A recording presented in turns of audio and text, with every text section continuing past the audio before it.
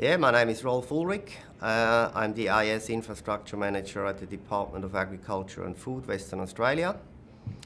The role that IT plays in the department is to mainly to assist and support, and most importantly to enable our business and provide them with the services that they require.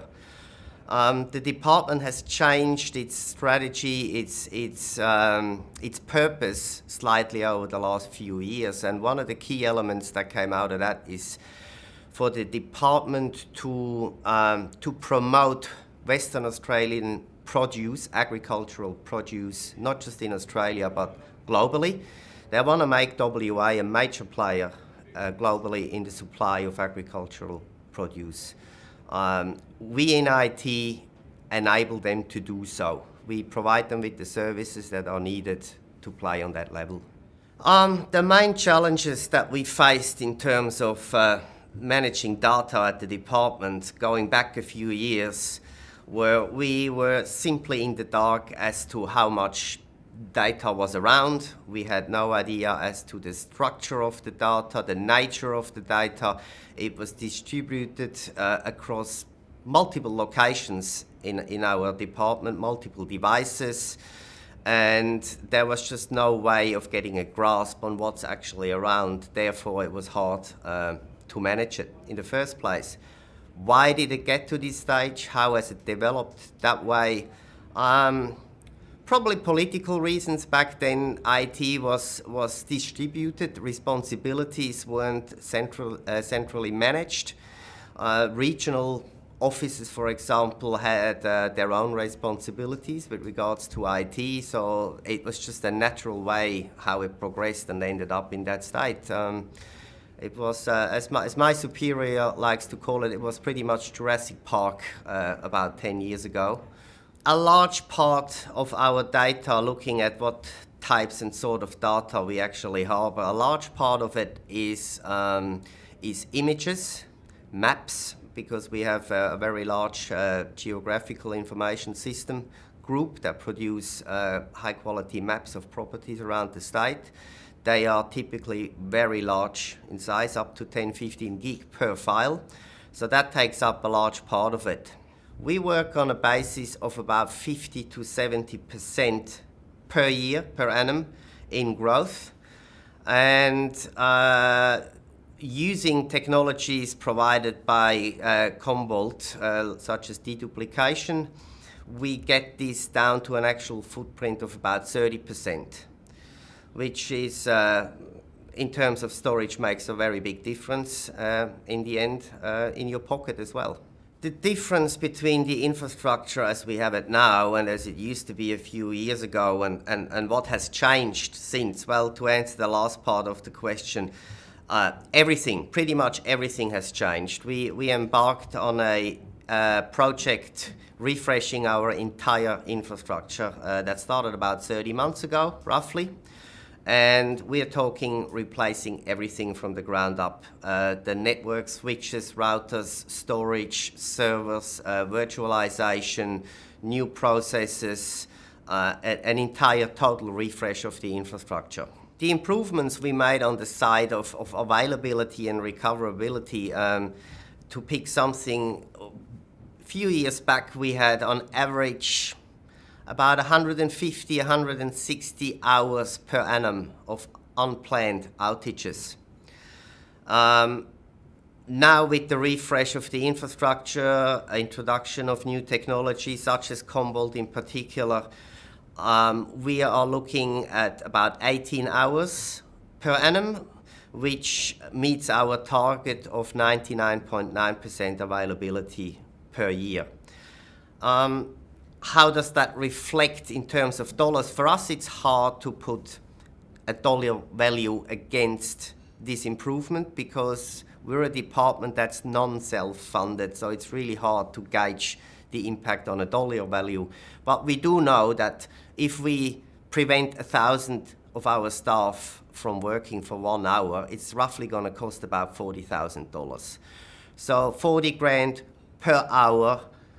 Looking back at 160 hours outage before, down to 18 now, I think that speaks for itself. We came across CommVault because it came actually bundled with one of our very first HDS SANs that we acquired many moons ago. Back then we had nothing with regards to proper backup and recoverability at all. So we were starting to look into this CommVault product, and very soon we realized the potential that came with it. We discovered all the nifty features that are included, started using them, started evaluating it. Also did, follow due diligence in a way that we compared it to other products, but it was in the end, I can say it was a no-brainer. We stuck with this product and started working with it, expanding it, and started implementing it and reaping in the benefits. Like, if I had to pick one feature that back then really stood out, it was the backup over the wire feature that is provided by CommVault, something that's come a long way since and has been a lot more improved since we first started using it. But these days we have quite a large number of remote locations around the state. They are all now, with no exception, backed up over the wire back to headquarters.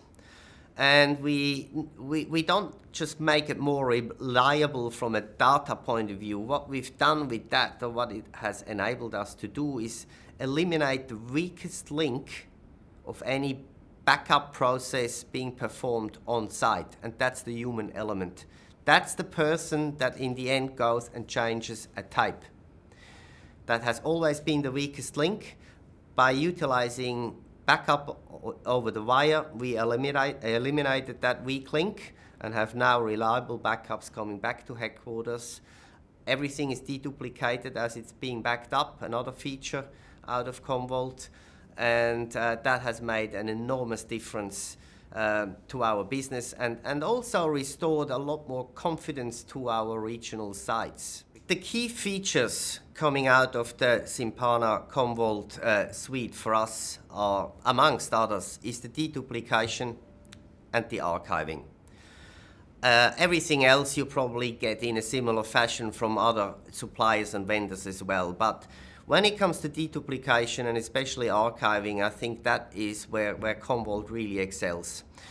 We use, obviously, deduplication for anything to do with backup, as we perform our backups now from disk to disk to disk to type. Deduplication really comes into its own.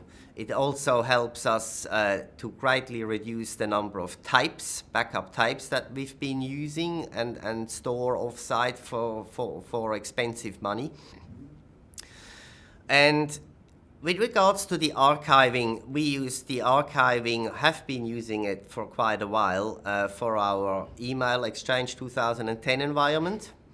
Our staff at the department used to have, and still have to a certain extent, ridiculously large email boxes.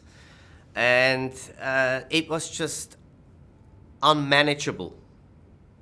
In one word, unmanageable.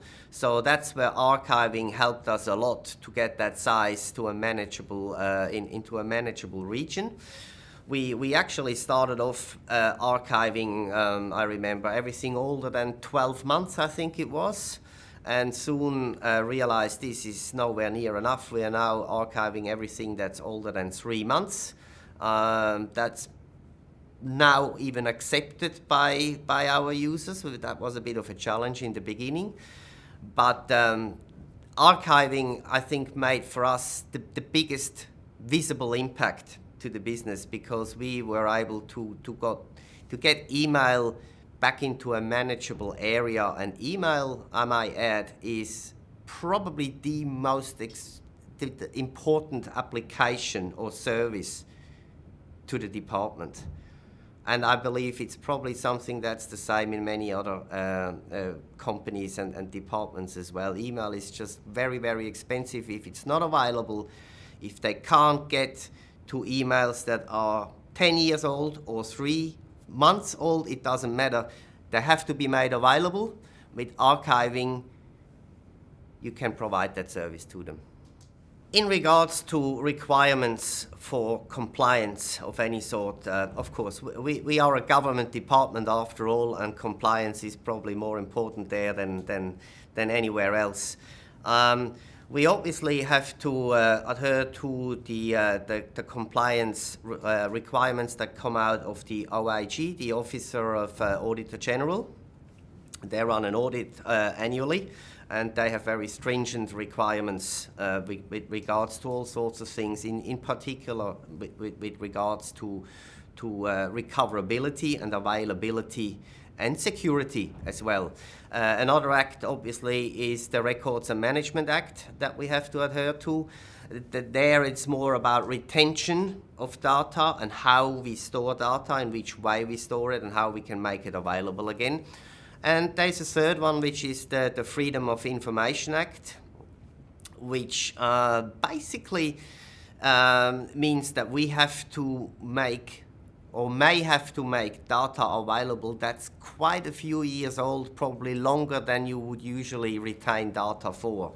So yes, there is quite a few requirements around that space that we have to comply with.